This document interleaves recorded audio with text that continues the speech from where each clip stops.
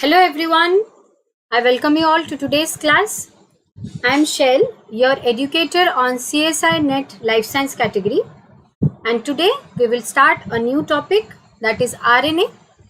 As we have already discussed DNA structure in our previous classes, there were I think 11 lectures for the conceptual clarity and one lecture I had taken to clarify the doubts, as well as we had also practiced we had also practiced previous year questions. We had also practiced previous year questions, as well as some mock tests were also mock questions were also practiced.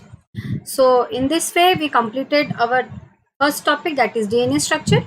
From today onwards we will talk about RNA, types of RNA, and how RNA is a wonder molecule, what are the different conformations that RNA can take. We will talk about these things today, and in the next class we will talk about mRNA, then we will talk about rRNA, and then we will talk about tRNA.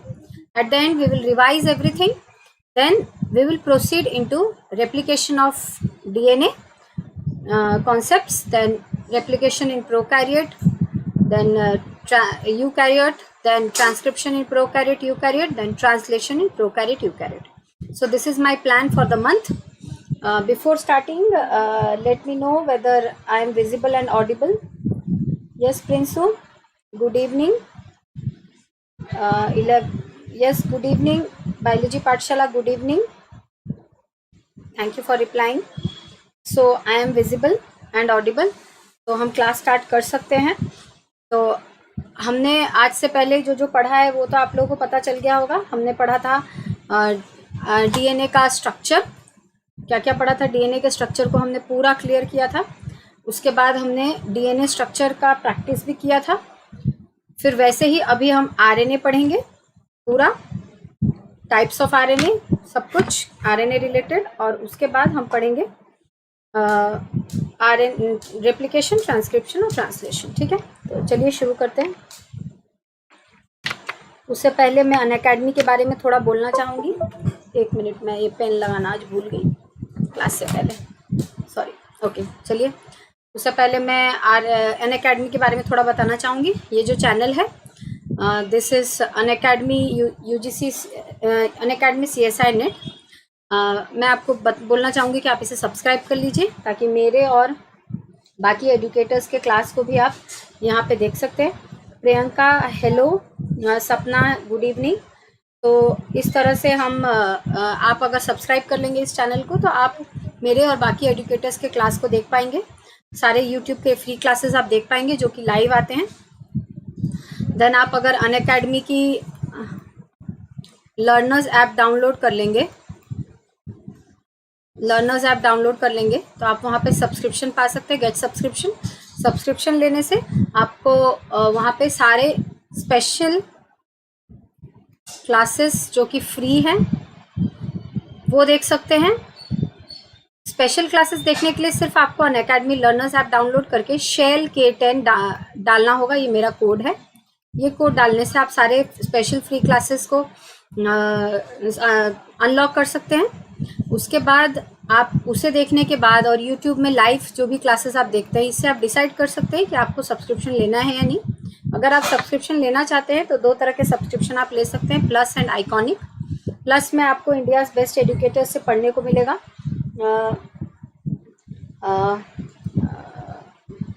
Biology पाठशाला ma'am, syllabus कब तक हो जाएगा? रेशी good evening, good evening, I welcome you all. अच्छा बेटा, syllabus कब तक हो जाएगा? देखिए, सिलेबस मैं अकेले नहीं करा रही हूँ, बहुत सारे एजुकेटर्स हैं. तो मैं वो पार्ट्स करा रही हूँ जो मैं जिससे मैं कंफर्टेबल हूँ और जो मुझे अच्छे से, माने जिस पे मेरी अच्छी नॉलेज है. तो मैंने अभी तक डीएनए स्ट्रक्चर किया है. ठीक है, अभी आरएनए के बारे में हम बात करेंगे, फिर हम रेप्लिकेशन के बारे में बात करेंगे, फिर ट्रांसक्रिप्शन के बारे में बात करेंगे, फिर ट्रांसलेशन. ये इस मंथ का प्लान है. इस मंथ का प्लान है कि आरएनए और ये सारी चीज़ें प्रैक्टिस के साथ हो जाए. और बाकी एजुकेटर्स और भी हैं, और दूसरा अनअकैडमी 2.0 का भी एक चैनल है, वहाँ पे भी बहुत सारे कोर्सेस इस तरह से चल रहे हैं, बहुत सारे चैप्टर्स. वैसे तो 13 चैप्टर्स हैं, तो वो सारे मैं अकेले नहीं करा सकती. तो मैं इस मंथ में ये प्लान की हूँ. ठीक है, तो आपको अगर इन चैप्टर्स में इंटरेस्ट है तो आप मेरी क्लासेस अटेंड कर सकते हैं। हम कंप्लीट करके प्रैक्टिस करके छोड़ते हैं किसी टॉपिक को। अब ये मत सोचिए कि मैं यहाँ पढ़ाती हूँ और ऐप में पढ़ाती हूँ तो मैं आधा छोड़ दूंगी। ऐप में हम अलग अलग टॉपिक पढ़ेंगे, तो हमारा ऐप में अलग टॉपिक्स चलेगा, यहाँ अलग टॉपिक्स चलेगा। इस तरह से हम ज़्यादा से ज़्यादा पोर्शन कवर कर पाएंगे, ठीक है। तो ओके, तो प्लस सब्सक्रिप्शन लेने से आप इंडियाज़ बेस्ट एजुकेटर से पढ़ सकते हैं। और ये पढ़ेंगे आप ऐप में, और वहाँ पे लाइव क्लासेस मिलेंगे इंटरैक्टिव, जहाँ पे आप अपने डाउट्स पूछ सकते हैं। फिर सारे सिलेबस को स्ट्रक्चर्ड वे में कंप्लीट कराया जाएगा। मैम, मैं एमएससी फाइनल कर लूँगी 2021 में, मेरे लिए बेनिफिट है क्या? अच्छा, आप 2021 में अगर क्लियर कर लेंगे, क्वालिफाई कर देंगे एमएससी, तो आप यानी 6th सेम में है सपना, तो आपके लिए अगर आपको नेट क्वालिफाई करना है तो फिर ये बेनिफिट है। आप इस मंथ के, इस ईयर के शायद नेट एग्ज़ाम होगा नवंबर में, ठीक है। इस ईयर में एक ही होना है, 2 नहीं हो पाएगा। जून और दिसंबर में वैसे होता है ना, लेकिन वो इस बार एक ही होगा नवंबर में। तो अगर आपको लगता है कि आपके कॉन्सेप्ट्स क्लियर हैं तो फिर आप ले सकते हैं, नहीं तो आप नेक्स्ट ईयर का टारगेट कर लीजिए, जून का, और सब्सक्रिप्शन ले लीजिए 12 मंथ्स का या 6 मंथ्स का, जो आपके लिए सही लगे, और वो सब्सक्रिप्शन ले लेंगे तो नेक्स्ट ईयर अगर आप टारगेट करेंगे जून का तो आपका हो जाएगा पक्का। अगर अभी आपको टारगेट करना है नवंबर का तो भी कर सकते हैं, अभी भी टाइम है। आप अच्छे से अगर ज़्यादा मेहनत करेंगे तो अभी भी आप ये नवंबर वाला भी आप टारगेट कर सकते हैं, ठीक है। तो प्लस में आपको ये सारी चीज़ें मिलेंगी, live test and quizzes. Iconic में क्या होगा, एक पर्सनलाइज डाउट सॉल्विंग क्लासेस भी होंगे, वहाँ पे एक पर्सनल कोच होगा जो आपको 24/7 आपकी हेल्प कर सकता है, और इंटरव्यू प्रिपरेशंस में भी आपकी हेल्प होगी, ठीक है। मैं नेट करना चाहती हूँ, ओके सपना। प्रिंसू आज ऐप पे पता नहीं कुछ टेक्निकल प्रॉब्लम हुआ, क्या प्रॉब्लम हुआ पता नहीं, मेरी क्लास ना दिखी ही नहीं। मैं 5 बजे बैठी लेने के लिए, नहीं हो पाया। तो अब आज तो नहीं हुआ क्योंकि उसका एक अलग रूल होता है। तो आज है मंडे ट्यूसडे, मैं वेडनेसडे एंड थर्सडे को ऐप पे क्लास लूँगी, ठीक है। मैं आपको बता दूंगी एक दिन पहले, कल भी रिमाइंड करा दूंगी। तो वेडनेसडे और थर्सडे को 5 बजे हम ऐप पे करेंगे, और बाकी सब दिन तो 7 बजे कर ही रहे हैं। थोड़ा सा शेड्यूल चेंज हो जाता है फ्राइडे एंड सैटरडे को, क्योंकि फ्राइडे और सैटरडे को स्पेशल क्लासेस होते हैं बहुत सारे, ठीक है। तो फ्राइडे और सैटरडे को हमारा थोड़ा रूटीन चेंज हो जाता है, लेकिन आज तो 7 बजे हम मिले, कल नहीं हो पाएगा, कल भी हम 7 ही बजे मिलेंगे शाम को। और वेडनेसडे थर्सडे को हम 5 बजे मिलेंगे ऐप पे, और 7 बजे डेली मिलेंगे। फ्राइडे सैटरडे को थोड़ा चेंज जो आएगा वो मैं पहले से आपको बता दूंगी, ठीक है प्रिंसू। ओके सपना। तो आप करना अगर चाहते हैं तो उस हिसाब से आप टारगेट कीजिए। आप नवंबर को टारगेट कर रहे हैं या जून को? अगर नवंबर को कर रहे हैं तो अभी से ले लेंगे, तो उस हिसाब से आप नवंबर के लिए पढ़ेंगे। जून के लिए कर रहे हैं तो आपके पास थोड़ा टाइम है, तो थोड़ा लंबा वाला सब्सक्रिप्शन ले लीजिए, तो आपके लिए ठीक रहेगा, ठीक है। तो आइकॉनिक भी खरीद सकते हैं, प्लस खरीद सकते हैं, दोनों में से एक चीज़ खरीद सकते हैं जो आपके लिए सूटेबल आपको लगता हो। उसके बाद में हर वीक में अभी नए नए बैचेस स्टार्ट हो रहे हैं, तो आप किसी भी बैच में एनरोल हो सकते हैं। और अगर प्लस सब्सक्रिप्शन ले लेंगे या आइकॉनिक ले लेंगे तो ये सारे फ़ायदे आपको मिलने वाले हैं। फिर आप जब भी आइकॉनिक या प्लस सब्सक्रिप्शन या कुछ भी ले, तो पेमेंट करने के लिए आप EMI भी यूज़ कर सकते हैं। आप EMI भी अवेल कर सकते हैं पेमेंट के लिए। और पेमेंट करने से पहले मेरा कोड शेल K10 यूज़ कर लेंगे तो आपको 10% डिस्काउंट मिलेगा, जो भी प्राइजेस हैं। 1 मंथ का सब्सक्रिप्शन ले सकते हैं, 3 का, 6 का और 12 का। तो ये 1, 3, 6, 12 आप अपने नेसेसिटी के हिसाब से ले सकते हैं। बस याद रखिए शेल K10 यूज़ करेंगे तो आपको 10% डिस्काउंट मिलेगा। और शेल K10 यूज़ करने से ही आप ऐप पे भी क्लासेस को अनलॉक कर सकते हैं। जैसे कि मैं बोल रही हूँ कि मैं वेडनेसडे और थर्सडे को वहाँ पे फ्री क्लास लूँगी ऐप पे। वहाँ पे हम अलग टॉपिक स्टार्ट करेंगे। यहाँ पे हम RNA स्टार्ट कर रहे हैं, तो वहाँ पे कुछ और स्टार्ट करेंगे। मैंने अभी डिसाइड नहीं किया है क्या करना है। आप लोगों का मन है कि मैं बायोकेमिस्ट्री स्टार्ट करूँ, तो उसी तरह का मैं सोच रही हूँ प्रोटीन स्टार्ट कर दूँ ऐप पे। तो वहाँ पे एक अलग क्लासेस होंगे, यहाँ पे अलग टॉपिक्स चलेंगे। इस तरह से हम ज़्यादा से ज़्यादा कवर कर सकते हैं, ठीक है। चलिए प्रोसीड करते हैं आज के टॉपिक में, RNA। RNA का full form ribo nucleic acid, ये आप लोगों को पता है। DNA के बारे में आप बहुत कुछ जान चुके हैं। तो अब आज हम RNA के बारे में ओवरऑल आइडिया देखेंगे कि RNA कितना वंडरफुल चीज़ है। क्योंकि RNA के पास एक प्रॉब्लम नहीं है कि उसे डबल हेलिक्स नहीं बनाना है ना, उसे डबल हेलिक्स नहीं बनाना है, तो वो फ्री है। इस काम से वो फ्री है, जो कि DNA के पास है। तो इस काम से वो फ्री है, डबल हेलिक्स नहीं बनाना है, इस काम से वो फ्री है।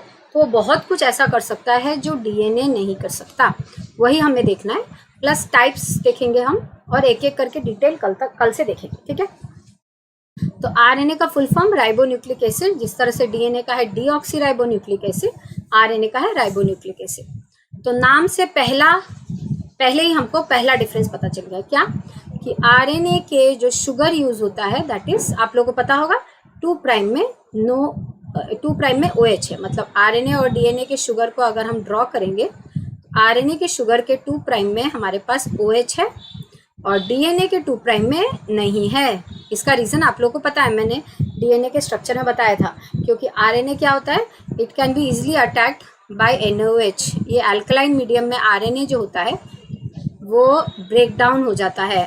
लंबा लंबा चेन है अगर आरएनए का, तो अगर NaOH अटैक कर दिया इस चेन के ऊपर, तो ये जो OH है ना, ये इसी के इस OH पे अटैक कर देता है, और जिस वजह से फॉस्फोडाइस्टर जो बैकबोन हमारा है फॉस्फोडाइस्टर बॉन्ड से बनता है वो टूट जाता है और आरएनए टुकड़ों में बदल जाते हैं। तो इस वजह से आरएनए की स्टेबिलिटी कम हो जाती है इस OH की वजह से। और हम डीएनए के साथ ऐसा नहीं कर सकते, क्योंकि प्रियंका, यस मैम, पर प्रोटीन से पहले अमीनो एसिड स्टार्ट कीजिएगा प्लीज। Okay ma'am, thanks. हाँ, ऑफ कोर्स प्रोटीन से पहले हम अमीनो एसिड पढ़ेंगे, सारा बेसिक पढ़ने के बाद में प्रोटीन पढ़ेंगे, डोंट वरी, ठीक है।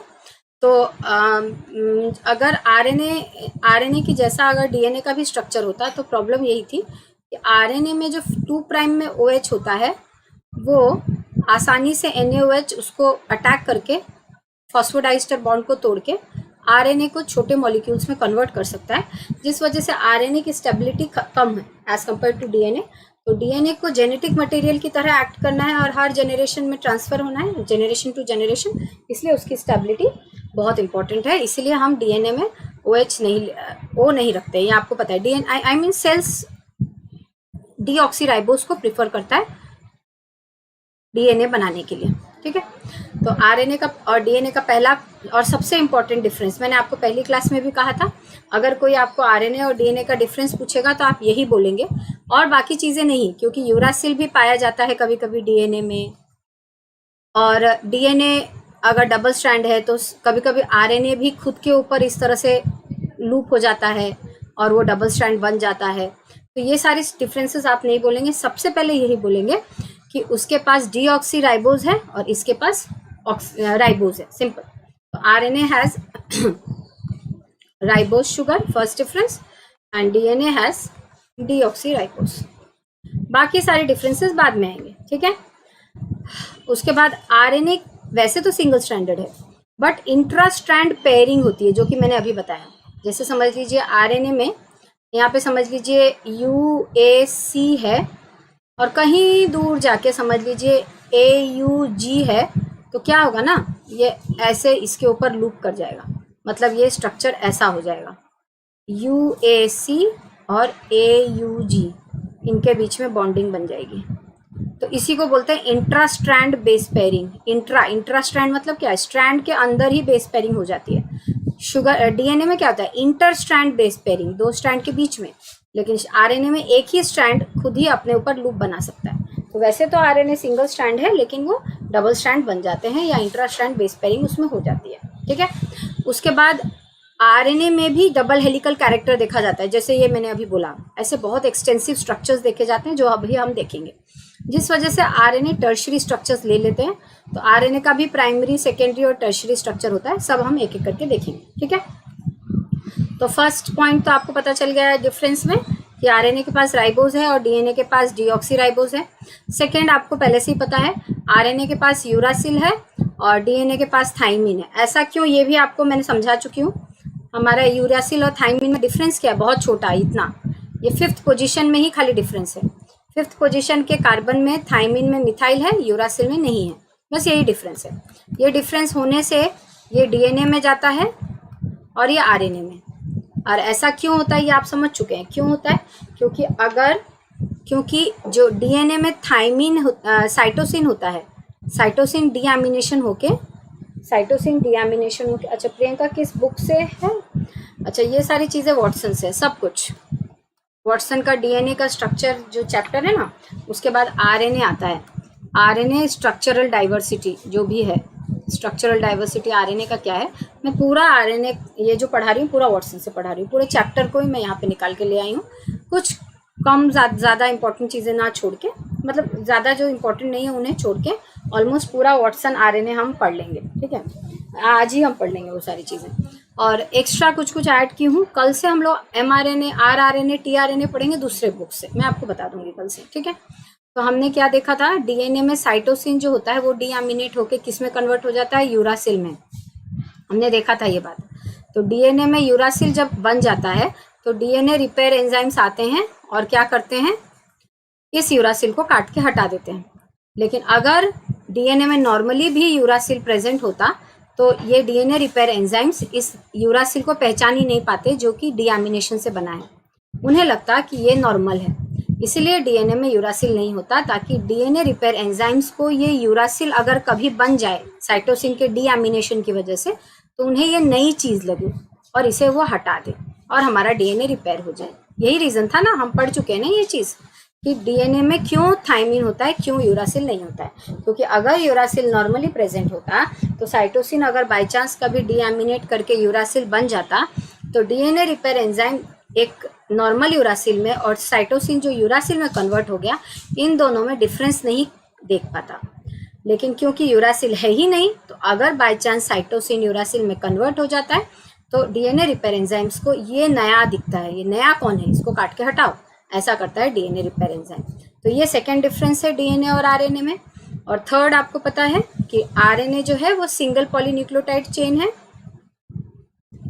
और वो जेनेटिक मटेरियल तो नहीं है एक्सेप्ट फ्यू वायरसेस। कौन से वायरसेस देख लो यहाँ पे, इन्फ्लुएंजा जो करते हैं वो वायरस और एचआईवी वायरस, इन दोनों के अलावा ऑलमोस्ट सारे ऑर्गेनिजम्स में डीएनए ही है जेनेटिक मटेरियल और वो डबल स्ट्रैंडेड है, आरएनए सिंगल स्ट्रैंडेड है और ये जेनेटिक मटेरियल नहीं है, सिर्फ दो केसेस में, किस में, influenza causing viruses and acquired immuno deficiency syndrome virus, ठीक है। अच्छा, उसके बाद आरएनए जेनेटिक मटेरियल है ही नहीं, तो आरएनए का रोल क्या है, हम आरएनए के बारे में इतना क्यों जानना चाह रहे हैं, because RNA is the intermediate, मतलब डीएनए रेप्लिकेट होकर डीएनए बनता है, फिर डीएनए से ट्रांसक्रिप्शन होता है, वो किस में कन्वर्ट होता है, आरएनए में, बेहतर हम बोलेंगे एमआरएनए में, फिर एमआरएनए ट्रांसलेशन होता है, वो किस में कन्वर्ट हो जाता है, प्रोटीन में। तो ये हमारा सेंट्रल डॉगमा है, this is central dogma of life. तो ये रेप्लिकेशन है, ये तो आप सब जानते हैं कि डीएनए रेप्लिकेट करके डीएनए ही बनाता है। Ma'am ma'am page number Watson से बता दीजिए मैम, क्या पाथफाइंडर की बुक से में है? अच्छा, पाथफाइंडर में, हाँ पाथफाइंडर में यहाँ से कुछ कॉन्सेप्ट्स हैं, मैं जैसे आज तुम लोग को पढ़ाने वाली हूँ राइबो स्विचेस, ये है पाथफाइंडर में अलग से, ठीक है। मैं पढ़ाने वाली हूँ एप्टामर, वो है आज। तो इस तरह से कुछ चीज़ें इस चैप्टर से होंगी जो कि आइसोलेटेड जगहों पर वहाँ पे दी गई। ये चैप्टर पूरा अच्छे से पढ़ लोगे तो बहुत सारे शॉर्ट चीज़ें आपको पता चल जाएंगी जिसके ऊपर क्वेश्चन आते हैं, ठीक है। तो आपको पता है सेंट्रल डॉगमा ऑफ लाइफ तो पता ही है, डीएनए से आरएनए, आरएनए से प्रोटीन। तो आरएनए क्या करता है, वो जेनेटिक इंफॉर्मेशन को प्रोटीन में कन्वर्ट करने में हेल्प करता है। आरएनए जेनेटिक मटेरियल तो नहीं है, लेकिन आरएनए डीएनए से बनता है और आरएनए से ही प्रोटीन बनता है और प्रोटीन से हम सब हैं, ये एक फंक्शन है। दूसरा और भी है कि आरएनए अडेप्टर मॉलिक्यूल की तरह काम करता है, यहाँ पे होगा आरएनए फंक्शंस एज एन, नहीं यहाँ पे नहीं है तो आगे बता दूंगी, कोई बात नहीं, तब तो अच्छी बात है। तो आरएनए है क्या, एक इंटरमीडिएट है, मैसेंजर आरएनए है जो कि डीएनए से सारे मैसेजेस को प्रोटीन में ट्रांसफर करने में हेल्प करता है। तो RNA is not the genetic material, it is an intermediate, ठीक है। ये हमने देख लिया, अब आगे बढ़ते हैं।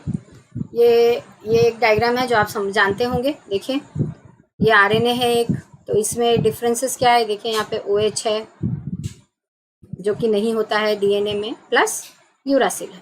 तो यही डिफरेंसेस डीएनए और आरएनए में है जो हम ऑलरेडी जानते थे, मैं थोड़ा सा रिवाइज करेंगे। आगे बढ़ते हैं।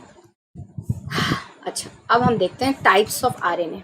यहाँ से आपका मेन चीज स्टार्ट होता है, ध्यान से सुनिए, यहाँ से कॉन्सेप्ट स्टार्ट होता है, ठीक है। फॉर एग्जाम्पल हमारा क्रोमोजोम 1 एक है, ठीक है। तो क्रोमोजोम 1 में एक क्रोमोजोम मतलब एक डीएनए ही तो कॉइल होके क्रोमोजोम में कन्वर्ट होता है ना। फॉर एग्जाम्पल क्रोमोजोम नंबर 1 है यहाँ पे, उसको मैंने अनकॉइल कर दिया है, तो वो लंबा सा डीएनए हमारे पास आ गया, ठीक है। अब इसमें समझ लीजिए 4 जीन्स हैं, ठीक है।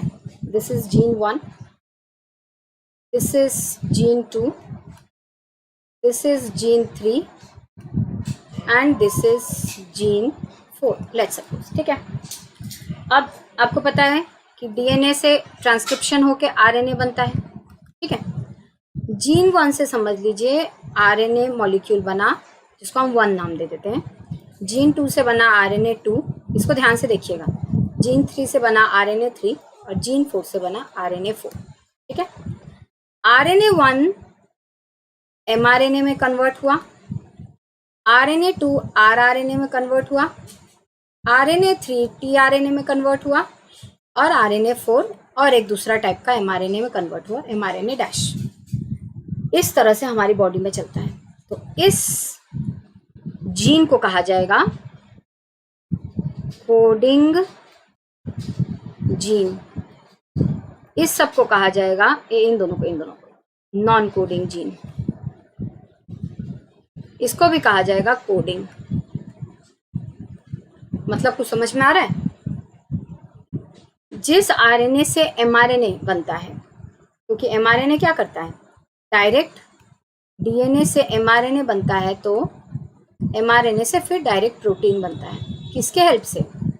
एमआरएनए हेल्प लेता है किसकी? राइबोसोम की और टीआरएनए की, है ना। एमआरएनए किसकी हेल्प लेता है? राइबोसोम की एंड टीआरएनए की। तो एमआरएनए राइबोसोम और टीआरएनए की हेल्प लेके प्रोटीन में कन्वर्ट हो जाता है। आई मीन एमआरएनए से प्रोटीन बना लिया जाता है by the help of ribosome and tRNA. TRNA क्या है? Transfer RNA. Transfer RNA is our adapter molecule. यहाँ पे हम टाइप्स पढ़ रहे हैं, यहीं पे आपका सारा कॉन्सेप्ट है। जो लोग बोलते हैं ना कि हमें नहीं आता बेसिक से, यहाँ से इस तरह से पढ़ने से सब कुछ आएगा।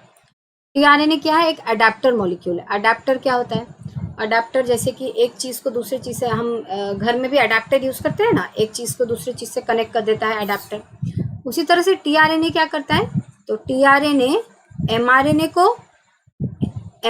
को के ऊपर जो कोड्स हैं, टीआरएनए क्या करता है? एमआरएनए से प्रोटीन बनाने में हेल्प करता है। टीआरएनए जो है वो अमीनो एसिड्स लेके आता है। अभी के लिए इतना ही, जिन्हें नहीं समझ में आता है कुछ भी, वो इतना देख सकते हैं कि टीआरएनए जो है वो अमीनो एसिड्स लेके आता है और एमआरएनए से प्रोटीन बनाने में हेल्प करता है। बहुत बेसिक लेवल पे मैं बात कर रही हूँ, ठीक है। फिर राइबोसोम क्या है? राइबोसोम किसी को पता है क्या है? What is ribosome?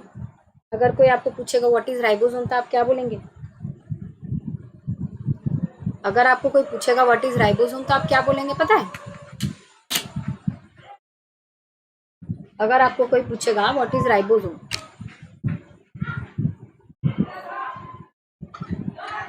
कोई आंसर कर सकता है?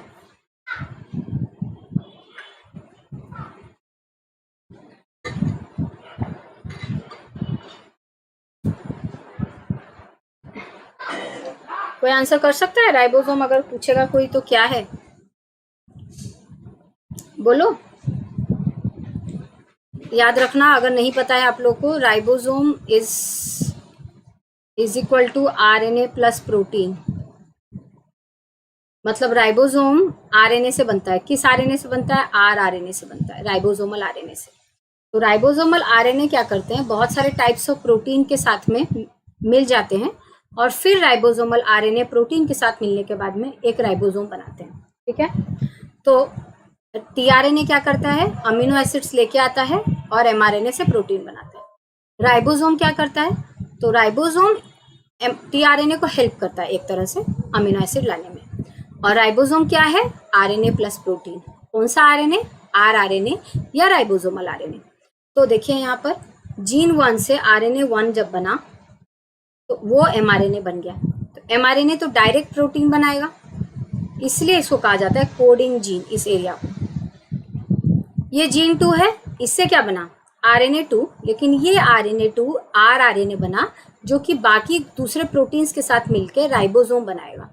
ये राइबोसोम हेल्प करेगा mRNA से प्रोटीन बनाने में, लेकिन राइबोसोम के ऊपर जो न्यूक्लियोटाइड्स हैं वो प्रोटीन में कन्वर्ट नहीं होंगे, मतलब उससे प्रोटीन नहीं बनेंगे, इसलिए इसको कहा जाएगा non coding RNA, non coding gene. फिर ये वाला देखो, जीन 3 से क्या बना tRNA, तो tRNA भी उसी तरह से प्रोसेस में हेल्प करेगा, लेकिन tRNA जिन न्यूक्लियोटाइड से बना है उससे प्रोटीन नहीं बनने वाला, तो इसीलिए RNA3 जिस जीन से बना है उसको भी नॉन कोडिंग बोलेंगे। लेकिन जीन 4 से दूसरे टाइप का mRNA बना है जिससे और एक टाइप का प्रोटीन बनेगा, इसलिए इसको कहा जाएगा कोडिंग जीन। इस तरह से हमारे क्रोमोसोम्स में अलग अलग टाइप के जीन्स प्रेजेंट होते हैं, जिनसे कि 3 तरह का ट्रांसक्रिप्शन प्रोसेस जो होता है, ट्रांसक्रिप्शन जो होता है उससे सिर्फ mRNA ही नहीं बनता है, ट्रांसक्रिप्शन से rRNA भी बनता है और tRNA भी बनता है। ट्रांसक्रिप्शन क्या है, DNA से RNA बनाना, तो ये RNA 3 तरह के बन सकते हैं। mRNA अगर बना तो वो डायरेक्ट प्रोटीन बनेगा, मतलब उसके ऊपर जो न्यूक्लियोटाइड्स हैं जिनको हम कोड्स बोल सकते हैं वो डायरेक्ट प्रोटीन बनाएंगे। rRNA tRNA इस प्रोसेस में हेल्प करेंगे, वो उनसे प्रोटीन नहीं बनेगा। आया समझ में? तो जिस DNA सेगमेंट से rRNA या tRNA बन रहा है उसे बोलेंगे नॉन कोडिंग सेगमेंट, और जिससे mRNA बनेगा उसको बोलेंगे coding segment. Am I clear? Priyanka, ribosome form polypeptide chain. नहीं बेटा, राइबोसोम्स हाँ they help in formation of polypeptide chains, but what are ribosome अगर पूछेगा तो ribosomes are RNA plus proteins. कौन से RNA? राइबोसोमल RNA, ठीक है। ये प्रोटीन्स राइबोसोमल RNA जो होते हैं वो दूसरे प्रोटीन्स के साथ मिलके, हम डिटेल में पढ़ने वाले हैं राइबोसोम और rRNA के बारे में, अभी के लिए इतना ही समझो कि rRNA is ribosome is RNA plus protein and RNA मतलब कौन सा RNA? rRNA। ये rRNA प्रोटीन्स के साथ मिलके राइबोसोम्स बनाते हैं, और ये राइबोसोम्स क्या है, इनका मेम्ब्रेन नहीं होता, these are not membrane bound organelles, ये इस तरह से प्रेजेंट होते हैं। इस तरह से जब प्रेजेंट है तो ये समझ लो बहुत सारे टाइप के प्रोटीन्स हैं, इसी में ही कुछ कुछ RNA है। इस तरह से कुछ RNA होते हैं और बाकी प्रोटीन्स होते हैं जो इनको सराउंड करके रहते हैं। Am I clear? Am I clear? सबको समझ में आया? ये पूरा कॉन्सेप्ट समझ में आया? Non coding and coding types of RNA ये समझ में आया? rRNA का फंक्शन क्या है? rRNA प्रोटीन्स के साथ मिलकर राइबोसोम बनाएगा, और राइबोसोम क्या करेगा? tRNA को हेल्प करेगा अमीनो एसिड्स लाने में, जो कि जुड़ के प्रोटीन बनाएंगे। अब tRNA अमीनो एसिड्स लेके आएगा और वो प्रोटीन बनाएगा। अब ये tRNA अमीनो एसिड्स लाने में उन्हें राइबोसोम्स हेल्प करेंगे, और ये राइबोसोम्स mRNA को रीड करेंगे। दे विल रीड mRNA कि mRNA के ऊपर किस टाइप के न्यूक्लियोटाइड्स हैं या किस टाइप के कोड्स हैं। जिस टाइप के कोड्स हैं उस टाइप के अमीनो एसिड्स आएंगे और उस टाइप का प्रोटीन बनेगा।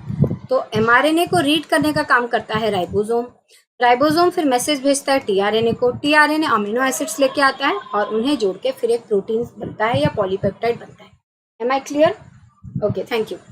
अच्छा, एक और बात, ये rRNA जो है वो प्रोटीन के साथ मिलके क्यों राइबोसोम बनाते हैं?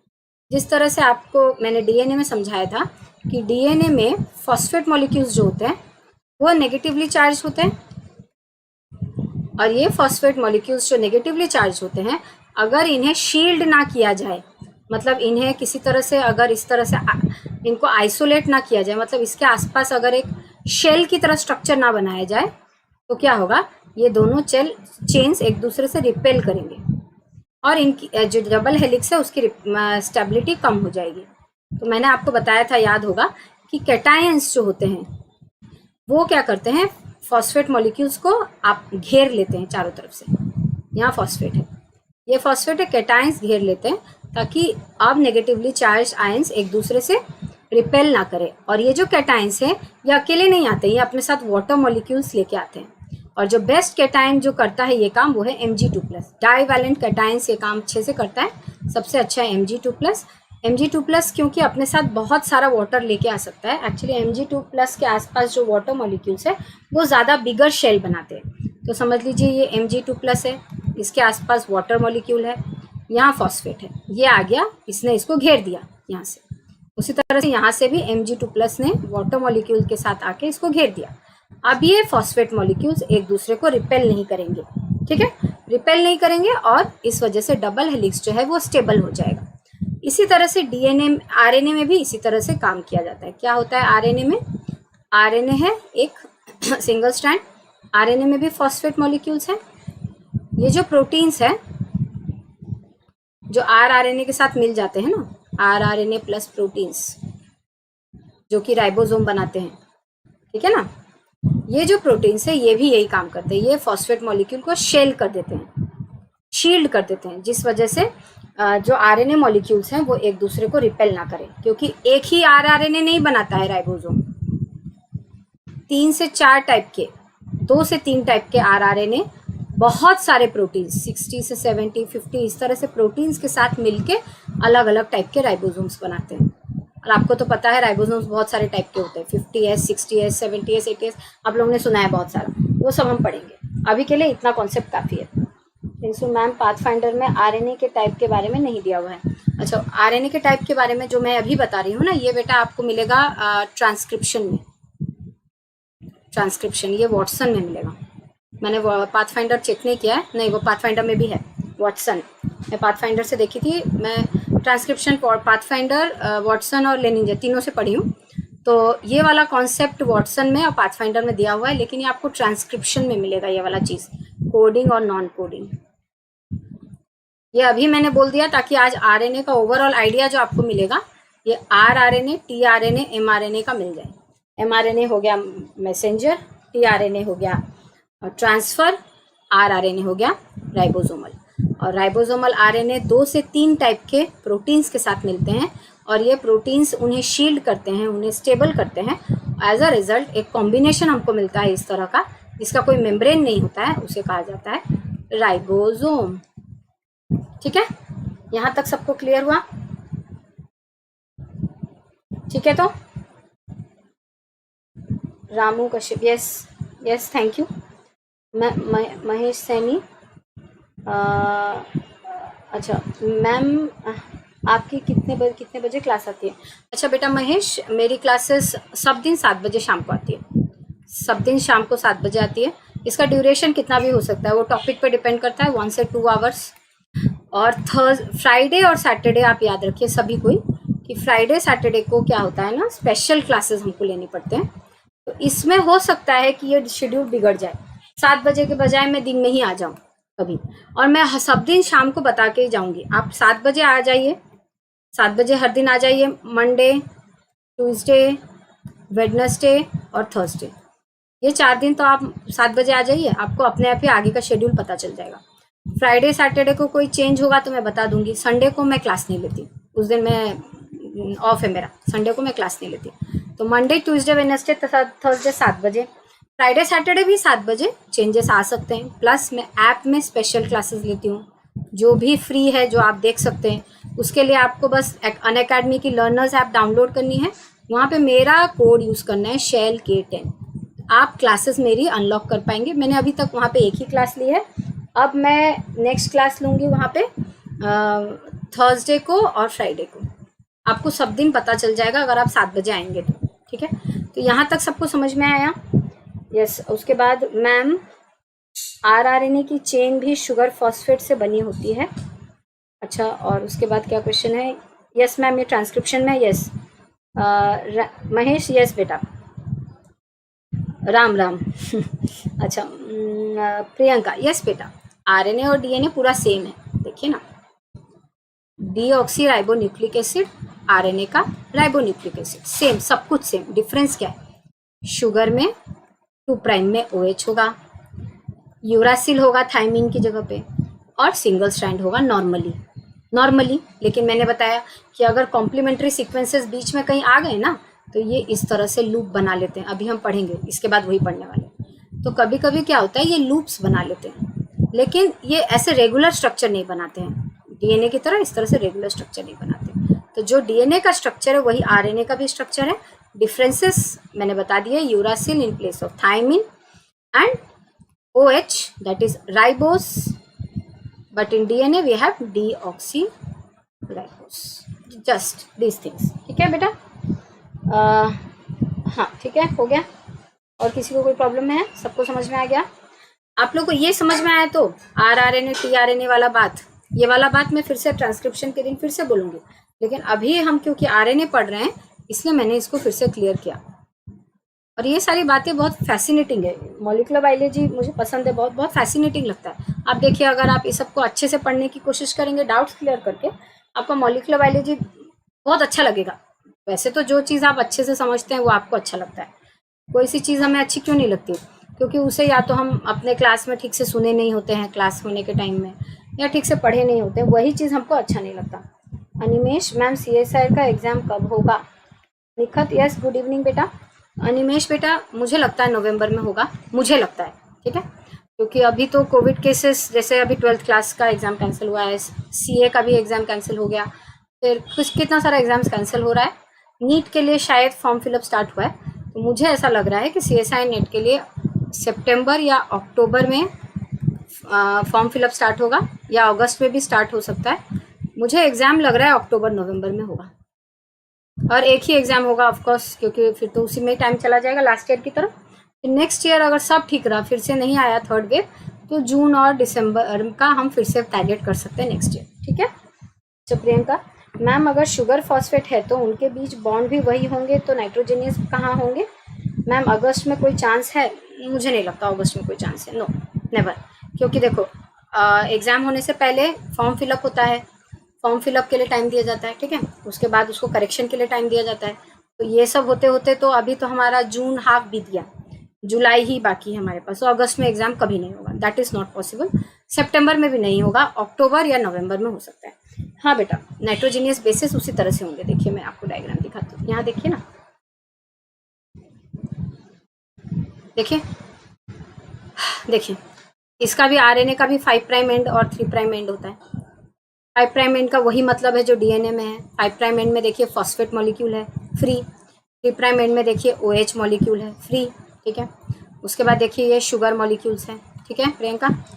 अब ये शुगर मॉलिक्यूल्स में देखिए OH है, जो कि हमारे DNA में नहीं होता है।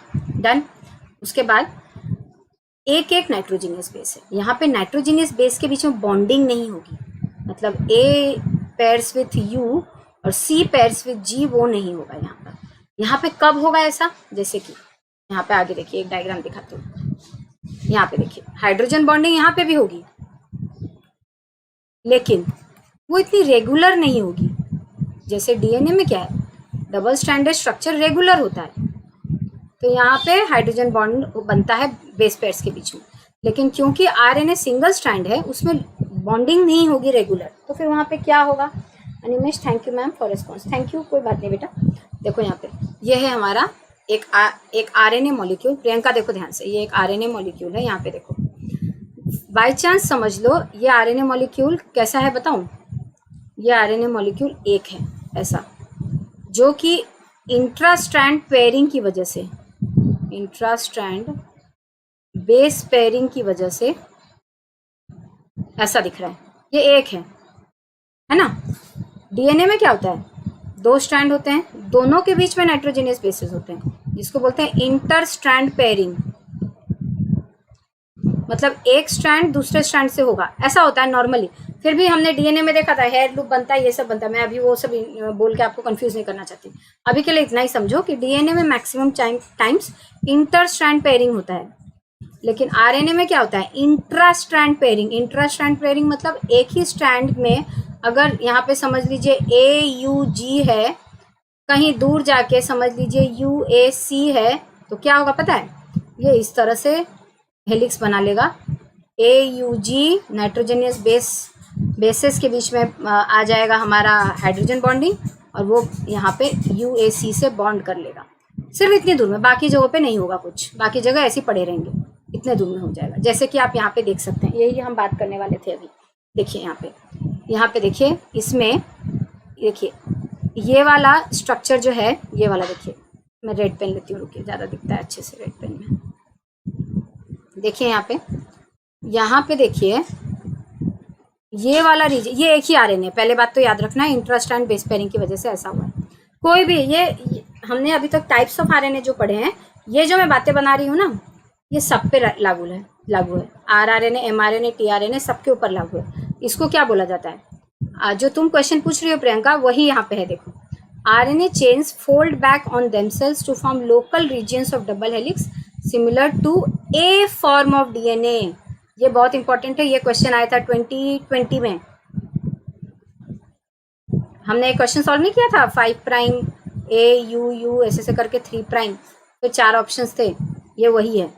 यही चीज अभी मैं आपको समझाने वाली हूँ प्रियंका, जो आप पूछी थी ना अभी, जो पूछी।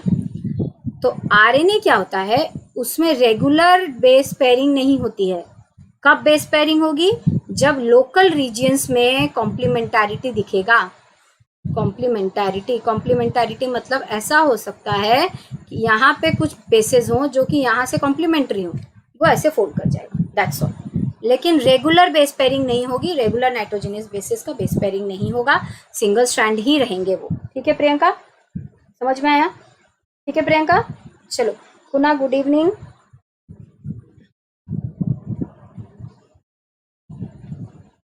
ठीक है प्रियंका, समझ में आया ये? तो यहाँ पे क्या बोल रहे हैं, आगे का मैं बोलती हूँ। यहाँ इतना समझ में आया ना कि रेगुलर बेस पेयरिंग नहीं होगी, लेकिन हो सकता है कि कुछ लोकल रीजन्स में कॉम्प्लीमेंट्री रीजन्स आ जाएं, जिसकी वजह से आरएनए इस तरह से कुछ स्ट्रक्चर बना ले। ठीक है, ओके। अब मैं आगे का बात बोलती हूँ, जो कि यहाँ पे इंपॉर्टेंस रखता है। ए वर्ड जो है यहाँ पे हमने देखा था, डीएनए तीन तरह के फॉर्म्स ले सकता है, ए, बी एंड जेड। हमेशा याद रखना, आरएनए अगर इस तरह से इंट्रा स्ट्रैंड पेयरिंग किया, इंट्रा स्ट्रैंड मतलब अपना ही स्ट्रैंड में, एक ही स्ट्रैंड में, इंटर मतलब 2 स्ट्रैंड में, इंट्रा स्ट्रैंड अगर पेयरिंग कर लिया आरएनए, तो उसके जो प्रॉपर्टीज होंगे, जो भी प्रॉपर्टीज हमने पढ़े थे, क्या पढ़े थे? पीरियोडिसिटी, पिच, राइज पर बेस पेयर, ग्लाइकोसाइल का जो हमने एंटीसिन, ये सारे प्रॉपर्टीज जो भी हमने देखे थे डीएनए स्ट्रक्चर में, वो सारे जब आरएनए बाय चांस ऐसा कुछ बना लेगा, वो सब ए डीएनए के साथ मैच करेंगे। हमेशा याद रखना कि आरएनए हमेशा ए फॉर्म लेता है डीएनए का, यानी ए वाले प्रॉपर्टीज रहते हैं उसमें, बी फॉर्म कभी नहीं ले सकता, क्योंकि आरएनए के पास क्या है? 2 प्राइम में OH है। RNA can never form B form of DNA. It can only form A form of DNA because of intra-strand pairing. If intra-strand pairing takes place, then it can form A form of DNA. This is very very important. एक question आ चुका है, तो आगे भी आ सकता है। I think मैं clear हूँ, मैंने क्लियर कर दिया। आई थिंक समझ में आया आप सबको?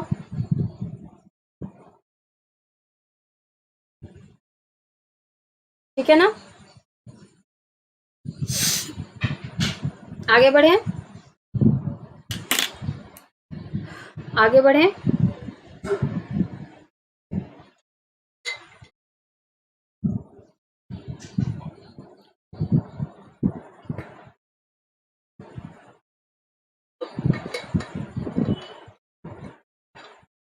आगे बढ़े। यस प्रिंसू, ओके, आगे बढ़ते हैं। चलो अब ये स्ट्रक्चर को समझते हैं। ठीक है, इसको पहले मैं क्लियर कर दूं। ये स्ट्रक्चर देखो, बाय चांस आरएनए में अगर कॉम्प्लीमेंट्री बेसिस आ गए, जैसे कि ए किसके साथ डीएनए में पेयर करता है? टी के साथ में, लेकिन टी तो है नहीं आरएनए में, तो ए किसके साथ पेयर करेगा? यू के साथ में। और सी किसके साथ पेयर करेगा? जी के साथ में। ये आरएनए के कौन से पेयर्स हैं? इसको क्या बोलते हैं? वॉटसन क्रिक पेयरिंग, वॉटसन क्रिक पेयरिंग। ठीक है, मतलब A pairs with T, G pairs with C in case of DNA.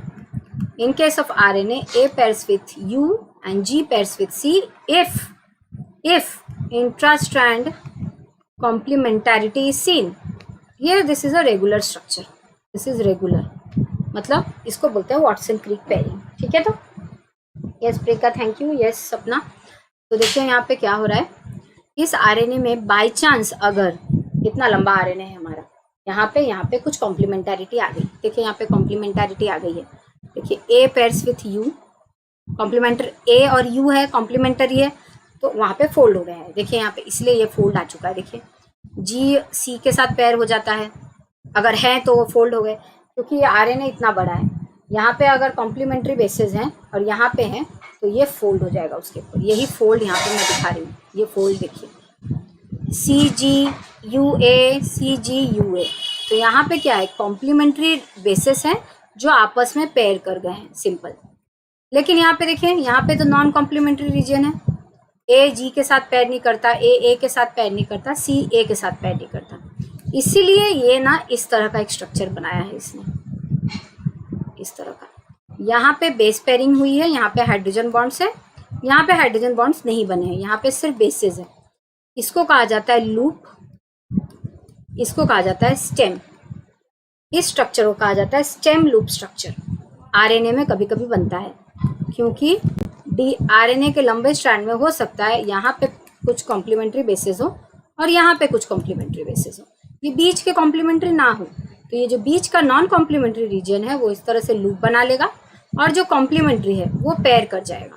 जो पेयर कर जाएगा वो होगा लूप, और जो नहीं करेगा, सॉरी, जो पेयर कर जाएगा उसको कहा जाएगा स्टेम, और जो पेयर नहीं करेगा उसे कहा जाएगा लूप।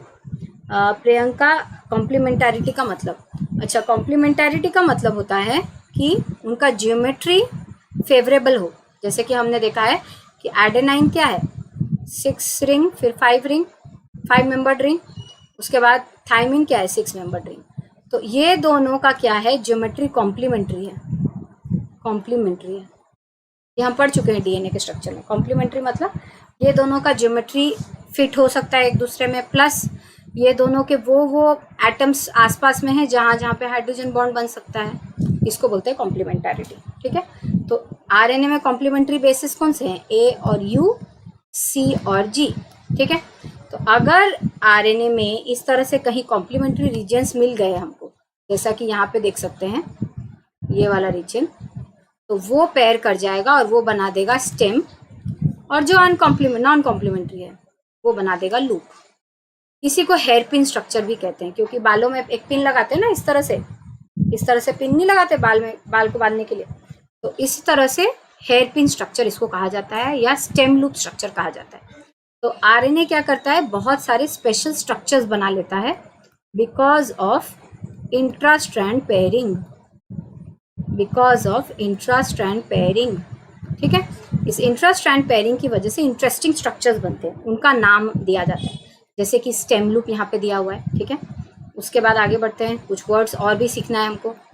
ये देखिए, ये तो हो गया स्टेम लूप या हेयर पिन। ठीक है, ये देखिए जंक्शन है, फिर यहाँ पे देखिए, यहाँ पे कॉम्प्लीमेंट्री रीजन है, फिर यहाँ देखिए कॉम्प्लीमेंट्री रीजन है, इस वजह से ये भी बेस, ये भी पेयरिंग कर गए, ये भी पेयरिंग कर गए, ये बीच में जंक्शन मतलब मीटिंग पॉइंट है, फिर ये पेयरिंग हो गया, ये अनपेयर्ड स्ट्रक्चर्स है, अनपेयर्ड एरिया है। फिर देखिए ये जंक्शन इसको कहते हैं जहाँ पे ऐसी चीज़ें मिलती हैं, जहाँ पे उसको जंक्शन बोल दिया हमने। ये हो गया हेयर पिन। वैसे एक और स्ट्रक्चर है इंटरनल लूप, देखिए यहाँ पे ये इंटरनल लूप बन गया, क्यों, क्योंकि ये कॉम्प्लीमेंट्री नहीं है एक दूसरे से, इनके बीच में पेयरिंग अगर हो जाती तो ये स्ट्रेट बन जाते, क्योंकि पेयरिंग नहीं हो पाई इसलिए इस तरह से बन गए।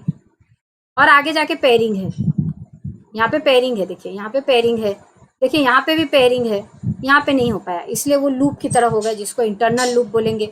उसके बाद देखिए यहाँ पे ये सब पेयर हो रहे हैं एक दूसरे से, ये सब कॉम्प्लीमेंट्री हैं। फिर यहाँ पे देखिए ये भी कॉम्प्लीमेंट्री है, लेकिन बीच में ये एक्स्ट्रा कहीं से आ गया जो कॉम्प्लीमेंट्री, इसका यहाँ पे कुछ भी नहीं है, उसको बल्ज बोलेंगे। अब और ये वाला रीजन्स तो बिल्कुल पेयर नहीं होते हैं एक दूसरे से, पूरे नॉन कॉम्प्लीमेंट्री है। तो इस तरह से एक लंबा आरएनए हो अगर उसमें बीच बीच में इस तरह से कॉम्प्लीमेंट्री नेचर स्ट्रक्चर्स हों तो वो कुछ भी बना सकते हैं। क्या क्या बना सकते हैं, bulge, internal loop, hairpin, junction, इस तरह से बहुत सारे स्ट्रक्चर्स बना सकते हैं। ठीक है, आई होप मैंने क्लियर किया इन चीज़ों को। तो ये हो गया नॉन कॉम्प्लीमेंट्री रीजन, और ये याद रखेंगे ये सिंगल आरएनए का स्ट्रैंड है जो कि ये सारे स्ट्रक्चर्स बना रहा है। क्या आप लोगों को मैं समझ में आई ये चीज़ें? क्या आप लोगों को ये चीज़ें समझ में आई आरएनए के बारे में?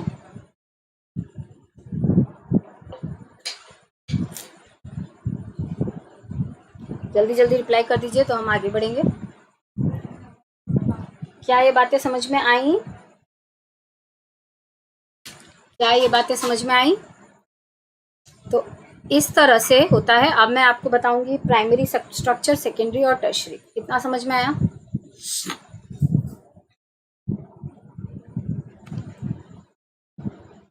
जल्दी आंसर कर दीजिए मुझे।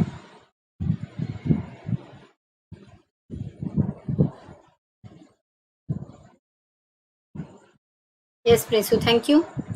तो यहाँ पे ये चीज़ें लिखी हुई हैं, देखिए। Stretches of double helical RNA में ऑल्सो एग्जिबिट इंटरनल लूप्स। ये एक डबल हेलिकल आरएनए का छोटा सा हिस्सा है, मतलब ये आरएनए बहुत लंबा है। इसमें हो सकता है इतना लंबा आरएनए में इतने दूर में बहुत सारे कॉम्प्लीमेंट्री रीजन्स हैं, जिस वजह से ये इतने दूर में इसने ये सब बनाया है। लेकिन ये रीजन है नॉन, ये सिंगल स्ट्रैंड रीजन है, नॉन कॉम्प्लीमेंट्री। इतने दूर में इसको कॉम्प्लीमेंट्री रीजन्स मिल गए, तो नहीं बोलेंगे stretches of double helical RNA. ये एक स्ट्रेच है डबल हेलिकल आरएनए का। स्ट्रेच मतलब ये कुछ एक एरिया है डबल हेलिकल आरएनए का। तो stretches of double helical RNA में ऑल्सो एग्जिबिट इंटरनल लूप्स, जो यहाँ पे है, बल्जेस, जंक्शन, हेयरपिन या स्टेम लूप। ये डिफरेंट स्पेशल स्ट्रक्चर्स लेते हैं। थैंक यू सपना, थैंक यू प्रियंका। ये डिफरेंट स्ट्रक्चर्स लेते हैं आरएनए, ठीक है। अब आरएनए का 2 लेवल मैं यहाँ पे बता देती हूँ। जिस तरह से प्रोटीन हमने एक स्पेशल क्लास में एक दिन देखा था, प्रोटीन का प्राइमरी स्ट्रक्चर, सेकेंडरी और टर्शरी स्ट्रक्चर होता है, उसी तरह से आरएनए का भी होता है। आरएनए का प्राइमरी स्ट्रक्चर का मतलब होता है कि उसमें कैसे बेसेस हैं, मतलब ए, यू, सी, सी, जी, सी, सी, सी, ये क्या बेसेस हैं, उनका ऑर्डर क्या है, वो अगर उसकी बात करेंगे तो हम बोलेंगे प्राइमरी स्ट्रक्चर, ठीक है। सेकेंडरी स्ट्रक्चर तब बात की जाएगी जब हम इनकी बात करेंगे कि इस आरएनए में 4 बल्ज है, 3 इंटरनल लूप है, फॉर एग्जांपल जंक्शन 5 है, हेयरपिन 10 है। तो ये जो स्पेशल स्ट्रक्चर्स ले लेते हैं इनको बोलते हैं सेकेंडरी स्ट्रक्चर, ठीक है। और टर्शरी स्ट्रक्चर ये सब नहीं होता। टर्शरी और भी मतलब और भी कॉम्प्लिकेटेड हो जाते हैं। जैसे कि हमने टीआरएनए का स्ट्रक्चर देखा है। टीआरएनए कैसा दिखता है आपको पता है? टीआरएनए बहुत अजीब दिखता है, जिसका नाम क्लोवर लीफ मॉडल है। ये हो गया टर्शरी स्ट्रक्चर, मतलब इतना बहुत फोल्ड हुआ है ऊपर आपस में, तब वो उसको बोलते हैं टर्शरी स्ट्रक्चर। तो आरएनए भी primary, secondary and tertiary structure ले सकता है, ठीक है। चलिए आगे बढ़ते हैं। आरएनए में एक और बहुत स्पेशल क्वालिटी है, non Watson base pairing in RNA. मतलब आरएनए का वाटसन पेयरिंग क्या होगा? A double bond U, C double bond triple bond G. लेकिन आरएनए में, तीनों आरएनए में, मैं तीनों की बात कर रही हूँ, जब भी आरएनए की बात कर रही हूँ, तीनों आरएनए में नॉन वाटसन बेस पेयरिंग भी देखा जाता है। और जो भी हम बातें कर रहे हैं एमआरएनए में ये थोड़ा कम होता है, आरआरएनए में और टीआरएनए में ज़्यादा होता है। सबसे ज़्यादा टीआरएनए में, जो भी हम स्पेशल बातें कर रहे हैं ये सब टीआरएनए ज़्यादा लेता है और टीआरएनए से क्वेश्चन आता है। और ये आरएनए समझेंगे तभी ना आप रेप्लिकेशन, ट्रांसक्रिप्शन, ट्रांसलेशन पढ़ेंगे, समझेंगे, और वो समझने से ही आपके 5 से 6 क्वेश्चन आपके क्लियर हो जाएंगे। अगर मैंने आपको उस दिन भी बोला था डीएनए का स्ट्रक्चर आपने पढ़ लिया अच्छे से, आपने अगर ट्रांसपोजॉन्स पढ़ लिया, अगर आपने पढ़ लिया डीएनए रिपेयर मैकेनिज्म, अगर आपने पढ़ लिया रिकॉम्बिनेशन, पहले इतना पढ़िए, यही दिमाग में लगा दीजिए मैं इतना पहले पढ़ लूँगी। फिर आपने अगर पढ़ लिया replication, eukaryote prokaryote, transcription, eukaryote prokaryote and translation, eukaryote prokaryote, मुझे लगता है 7 से 8 क्वेश्चन, इनफैक्ट 10 क्वेश्चन भी आपने फिक्स कर लिए, अच्छे से आपने पढ़ के प्रैक्टिस कर लिया, तो इतना। इसके अलावा प्रोटीन स्ट्रक्चर बहुत इंपॉर्टेंट है, इतना आपने कर लिया तो 10 से 12 क्वेश्चन आपके फिक्स हो गए सेक्शन ए और बी में, सॉरी सेक्शन बी और सी में। बहुत बहुत सारे 12-14 क्वेश्चंस आपने फिक्स कर लिए, कभी कभी ज़्यादा भी पूछा जाता है इन सब से, ठीक है। तो आगे बढ़ते हैं। तो वाटसन पेयरिंग क्या क्या है? A pairs with U and C pairs with G. लेकिन आरएनए में नॉन वाटसन बेस पेयरिंग भी देखा जाता है। मतलब ऐसा भी हो सकता है कि जी यू के साथ पेयर कर जाए, जो कि नहीं होना चाहिए, जी यू के साथ पेयर कर जाए, ये भी होता है आरएनए में।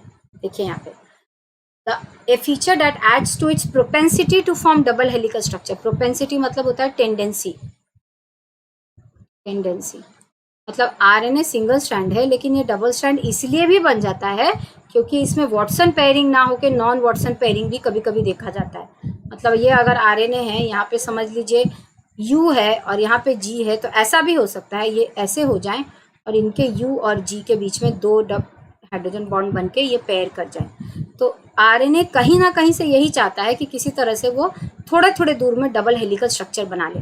इसके लिए वो बहुत कुछ करता है। सबसे पहला यहाँ पे हम देख रहे हैं नॉन वाटसन बेस पेयरिंग। सबसे पहले तो ये सब स्ट्रक्चर्स, अजीब अजीब स्ट्रक्चर्स आ जाते हैं उसमें। इसके अलावा नॉन वाटसन बेस पेयरिंग भी हो पाता है। मैम आप डीएनए रिपेयर मैकेनिज्म या और जो बचा है वो भी कराएंगी, पैकेजिंग हिस्टोन की? हाँ, हिस्टोन पैकेजिंग भी मैंने, हाँ ये भी मैंने उस दिन क्लास में बोला था कि जो भी लिस्ट अभी मैंने बताया ना, प्रोटीन स्ट्रक्चर, डीएनए शुरू करते हैं, protein structure, DNA structure, DNA repair, transposons, recombination, DNA packaging, replication, transcription, translation, regulation of gene expression, prokaryote eukaryote यानी लैकोपेरॉन, ट्रिप्टोफैन, ओपेरॉन, वो सब। इतना टॉपिक पढ़ लेने से बहुत सारे क्वेश्चन, 15 के आसपास क्वेश्चंस, 12 से 15 क्वेश्चंस, डिपेंड करता है किस साल किससे ज़्यादा आता है। कभी कभी तो बहुत सारे क्वेश्चंस इनमें से आ जाते हैं, फिक्स कर देंगे। हाँ प्रियंका, मैं कोशिश करूँगी सब कराने का। अभी तो हमने शुरू किया है, इस मंथ का प्लान मैंने आपको बताया, उस तरह से आगे का देखेंगे कि क्या है। अगर इस तरह से अच्छे से चलता रहा तो हम ये जो भी मैंने आपको लिस्ट बताया वो मैं ख़त्म करा दूँगी, ठीक है। तो ये नॉन वाटसन बेस पेयरिंग जो है वो होता है, इस वजह से आरएनए में डबल हेलिकल स्ट्रक्चर बनने के चांसेस बढ़ जाते हैं। नॉन वाटसन बेस पेयरिंग कहाँ किसके बीच में हो सकता है? जी और यू के बीच में हो सकता है। कहाँ कहाँ पे देखते हैं? तो जी यू के बीच में कहाँ होगा? Hydrogen bonds are formed between N3 of uracil, uracil का N3, ठीक है, ये वाला, ये 1 है, ये 2 है, ये 3, 4, 5, 6। तो N3 ऑफ यूरासिल मतलब N3 का H ऑफ यूरासिल, एंड यहाँ पे ग्वानिन का कौन सा? C6, ये C6 है, ये 6th पोजीशन है। इसका कार्बोनिल, आपको पता है कार्बोनिल का मीनिंग ये होता है C डबल बॉन्ड हो। इन दोनों के बीच में हाइड्रोजन बॉन्ड बनता है, प्लस कहाँ होता है? C2 carbonyl of uracil and N1 of guanine, ये 1 है, ये 2 है, ये 3 है, 4, 5, 6। तो किसके किसके बीच में बनता है ये बात याद रख लेंगे थोड़ा। N3 of uracil and carbonyl on C6 of guanine, and between carbonyl on C2 of uracil and N1 of guanine. तो इन पोजीशंस पे हाइड्रोजन बॉन्ड बनता है, और हाइड्रोजन बॉन्ड बनने के लिए आपको पता है एक हाइड्रोजन होना चाहिए और उसे एक्सेप्ट करने वाला एक इलेक्ट्रोनेगेटिव एटम होना चाहिए जिसके ऊपर लोन पेयर ऑफ इलेक्ट्रॉन हो।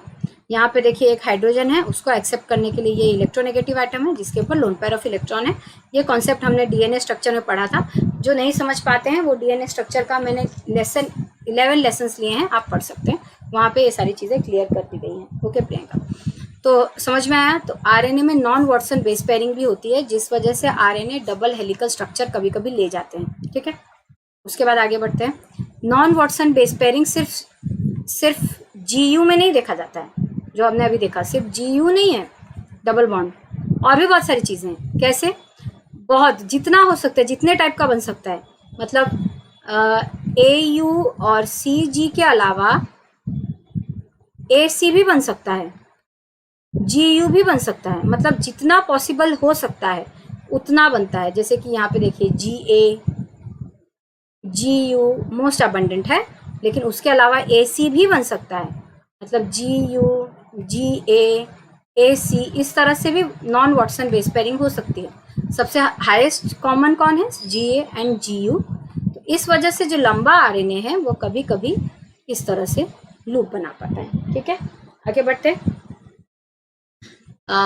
Thus RNA frequently exhibits local regions of base pairing but not the long range regular helicity। ये बात याद रखेंगे, वो लॉन्ग रेंज नहीं बनाता है, मतलब वो रेगुलर स्ट्रक्चर्स नहीं बनाता है डीएनए की तरह। हाँ, वो लोकल बना सकता है, जो कि अभी हमने देखा, stem loop, bulges etcetera etcetera, ठीक है। प्रियंका, अच्छा प्रिंसू देखिए, वाटसन पेयरिंग क्या है? AUCG, ये वाटसन पेयरिंग है, ठीक है। आरएनए में नॉन वाटसन पेयरिंग होता है, किसके किसके बीच में हो सकता है?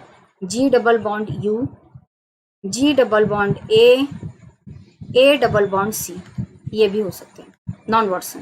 कॉमन कौन कौन से हैं? ये दोनों। जो अभी हमने एक स्ट्रक्चर यहाँ देखा, GU हमने यहाँ देखा, GU यहाँ देखा, उसी तरह से देखिए GU GAAC, ये हो गए वाटसन पेयरिंग, ये हो गए नॉन वाटसन पेयरिंग। ठीक है, इसकी वजह से जो सिंगल स्ट्रैंड DNA है वो कहीं कहीं पे डबल स्ट्रैंड हो जाते हैं। ठीक है, तो ठीक है, आगे बढ़े, आगे बढ़े। इसी को बोलते हैं सेल्फ कॉम्प्लीमेंटारिटी। ठीक है, अच्छा प्रिंस, समझ में आया यहाँ तक? सबको समझ में आया? आगे बढ़ते हैं। यहाँ पे देखिए, क्योंकि मैंने अभी बताया कि आरएनए का प्राइमरी सेकेंडरी टर्शियरी स्ट्रक्चर्स क्या है, तो आरएनए का प्राइमरी स्ट्रक्चर क्या मतलब क्या है, यहाँ पे प्राइमरी सीक्वेंस, मैं समझ लो आरएनए का सीक्वेंस लिख रही हूँ। ठीक है, ACGUAGCC, मैंने बस ये लिख के आपको बता दिया। तो आप बोलोगे मैम ने हमको प्राइमरी स्ट्रक्चर बताया। अब मैं आपको बताई कि इस आरएनए में 3 हेयरपिन है, 4 बल्ज है और 5 इंटरनल लूप है। तो आप मुझे बोलोगे कि मैम ने सेकेंडरी स्ट्रक्चर के बारे में हमें बताया। फिर टर्शरी के बारे में क्या है, मतलब टर्शरी का मतलब है ए माइनर मोटिफ, 3 वे जंक्शन या स्यूडो नोट। मतलब अगर आरएनए और ज़्यादा कॉम्प्लिकेटेड फॉर्म में कॉइल हो गया, जिस तरह से हमने टीआरएनए देखा, तब उसे बोलेंगे टर्शरी स्ट्रक्चर। ठीक है, तो इस तरह से आरएनए का डिफरेंट स्ट्रक्चर्स बनता है। और यहाँ वाला पॉइंट मैं अभी समझा चुकी हूँ, proteins can assist the formation of tertiary structures. क्योंकि क्या होगा, देखो इस तरह से अगर प्रोटीन, इस तरह से अगर आरएनए कॉइल होंगे, आरएनए ये वैसे सिंगल स्ट्रैंड होना चाहिए था, लेकिन ये कॉइलिंग की वजह से ऐसा हो गया। तो इसका यहाँ पे फिर फॉस्फेट्स जो हैं वो एक दूसरे को रिपेल करना स्टार्ट कर देंगे। इसी में ही हेल्प करते हैं प्रोटीन्स। तो proteins shield the negative charges of the backbone phosphates, जो कि डीएनए में कौन करता था, divalent ions, divalent cations. DNA में वो शील्ड करते थे, आरएनए में कुछ प्रोटीन्स होते हैं जो कि उन्हें कॉइल करने में हेल्प करते हैं, जो कि फॉस्फेट्स को शील्ड कर देते हैं ताकि वो रिपेल ना करे और ये वाले स्ट्रक्चर्स इनके स्टेबल हो सके। ठीक है, ठीक है, Nikhat, yes, thank you, yes, हो गया, समझ में आ गया सबको, थैंक यू। तो आरएनए प्राइमरी सेकेंडरी टर्शरी तीनों स्ट्रक्चर्स ले सकता है। टर्शरी में और भी ज़्यादा कॉम्प्लिकेटेड स्ट्रक्चर्स हो जाते हैं। मोटिफ मतलब हो गया ऐसी चीज़ जो कि रिपीट हो रही हो, तो हो सकता है बहुत बार लूप बन जाता हो, सिर्फ एक ना बहुत बार लूप बन गया हो। 3 वे जंक्शंस, जैसे कि समझ लो कि ऐसी चीज़ जो कि 3 बार रिपीट हो गई हो, इस तरह से 3 वे जंक्शन हो गया हो, ये जंक्शन है। स्यूडो नॉट मतलब हो सकता है कि उसका डीएनए, ये आरएनए है, ये कॉइल होके हो सकता है इस तरह से उलझ गए हों, लेकिन ये उलझन की वजह से इसको कुछ ज़्यादा प्रॉब्लम ना हो, मतलब ये देखने में ऐसा लग रहा हो लेकिन इनके बीच में पेयरिंग हो रही हो, स्यूडो नॉट। तो ऐसा अगर हायर लेवल स्ट्रक्चर ले लिया, दैट इज टर्शरी। अगर सिंपल हमने जो देखा हेयरपिन, बल्ज, इंटरनल लूप लिया तो सेकेंडरी। सिर्फ हम न्यूक्लियोटाइड्स की बात करेंगे तो प्राइमरी। बस बात ये याद रखनी है कि अगर टर्शरी स्ट्रक्चर्स ले रहे हैं तो उन्हें प्रोटीन्स की ज़रूरत होगी, which will help to shield the negative charges of backbone phosphates, whose electrostatic repulsion forces would otherwise destabilize the structures। ठीक है, ठीक है, यहाँ तक सबको समझ में आया? देखिए यहाँ तक सबको समझ में आया? ठीक है, clear everyone?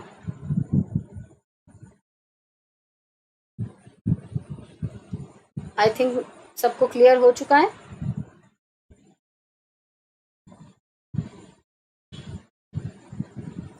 Ma'am minor motive क्या है? अनुराग, यस बेटा, माइनर मोटिव मतलब होता है, मोटिव मतलब वर्ड मोटिव, जैसे कि मैंने एक वर्ड बताया था ना आपको अभी थोड़ी देर पहले, अडेप्टर, एक वर्ड बताया था मैंने आपको, अडेप्टर।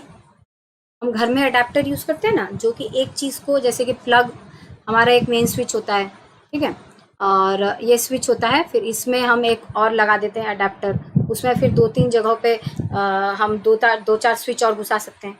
अडेप्टर मतलब एक चीज जो दूसरी चीज को कनेक्ट करती है। तो tRNA molecules are adapters because they bring amino acids depending on the basis of nucleotides in the mRNA. वैसे ही एक वर्ड है मोटिफ.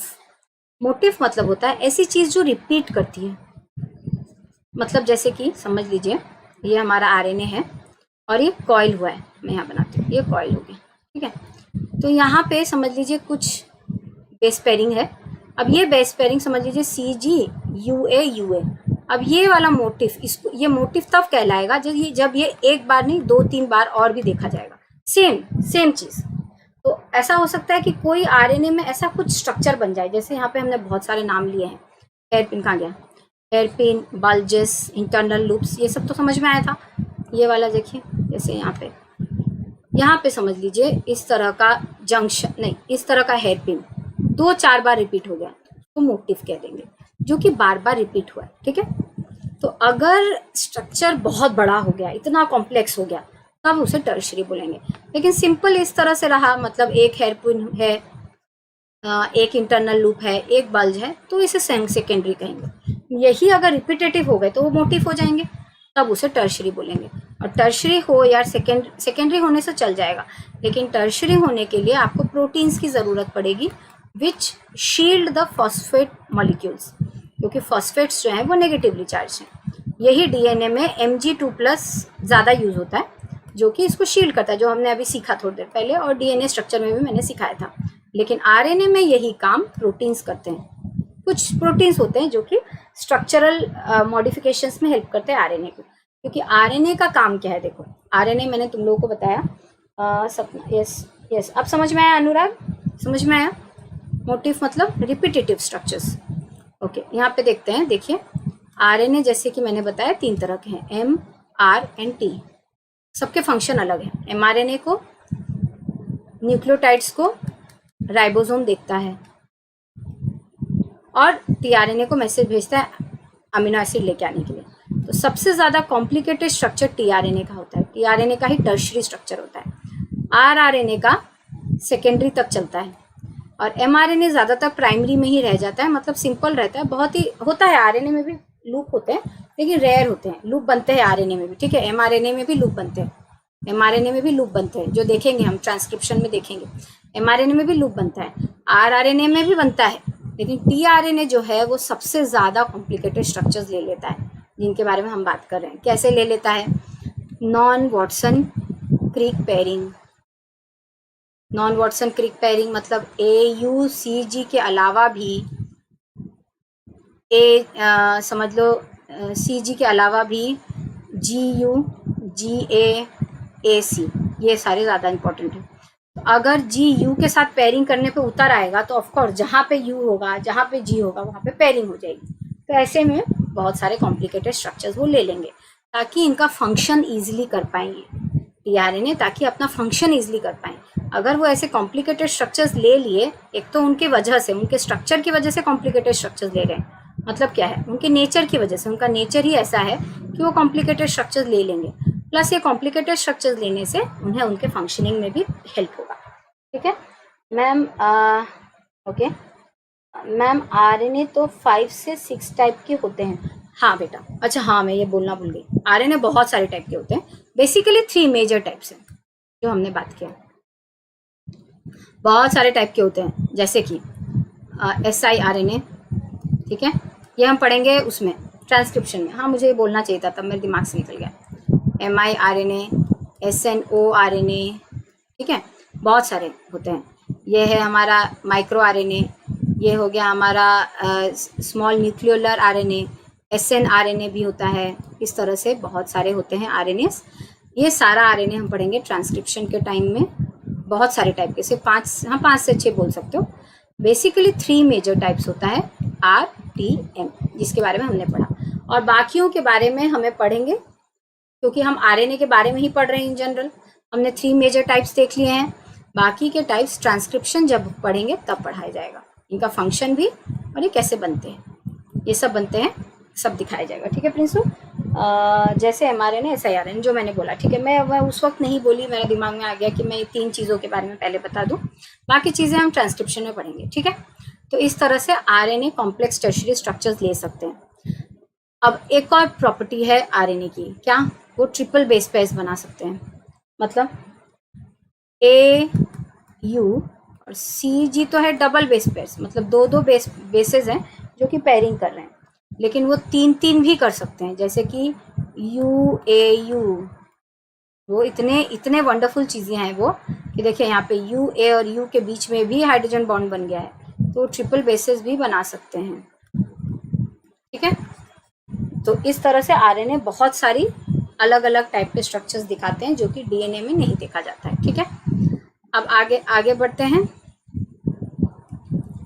एक कॉन्सेप्ट पढ़ना है आरएनए में, एप्टामर्स, फिर पढ़ना है हमको राइबो स्विचेस, फिर हमको पढ़ना है आरएनए एज एंजाइम्स। ये तीन चीज़ें और हैं इसके अंदर में, फिर हम जाएंगे आरएनए के स्ट्रक्चर पे। तो इस तरह से तीन चीज़ें चलेंगी। क्या क्या शायद कल पढ़ेंगे। अब ये सब क्या क्या पढ़ेंगे कल हम लोग? Aptamers, riboswitches and RNA as enzymes. तो इस तरह से कल देखेंगे ये सारी चीज़ें। अभी कितना हो गया टाइम? ओके, तो थोड़ा अगर सुनना चाहो तो बोल देती हूँ मैं, या रहने देते हैं, कल ही करेंगे। तो ये सारी चीज़ें कल हम पढ़ने वाले हैं, ये तीन चीज़ें। फिर हम एक दिन पढ़ेंगे आरआरएनए के बारे में, एमआरएनए के बारे में एंड टीआरएनए के बारे में। फिर लास्ट में रिवाइज करके इस टॉपिक को एंड करेंगे।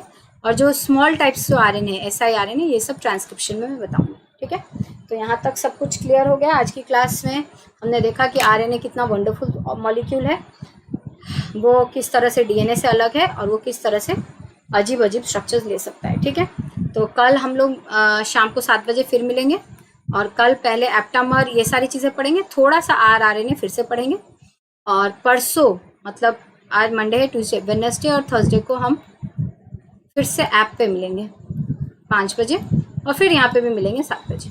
ठीक है, तो ये थर्सडे तक का प्लान मैंने बता दिया। ट्यूसडे को 7 बजे, वेडनेसडे को 5 बजे एंड 7 बजे, थर्सडे को 5 बजे एंड 7 बजे, फ्राइडे सैटरडे का प्लान उस दिन बताऊंगी, संडे नो क्लास। ये चलेगा मेरा इस वीक का। ठीक है, चलो राधा राधा हाय हाय। चलो इस तरह से ये क्लास में हमने इतनी चीज़ें पढ़ी। अब कल हम लोग 7 बजे फिर मिलते हैं, ये चीज़ें ख़त्म करके थोड़ा सा, शायद कल एमआरएनए है मुझे लग रहा है, तो थोड़ा सा एमआरएनए स्टार्ट करके फिर बंद करके उसको नेक्स्ट क्लास में शुरू करेंगे। तो आई होप आप लोगों को समझ में आया। Thank you, Prinsu. Thank you, everyone, for attending the class. Thank you for responding. So we will meet tomorrow. Thank you all. So bye bye. Good night.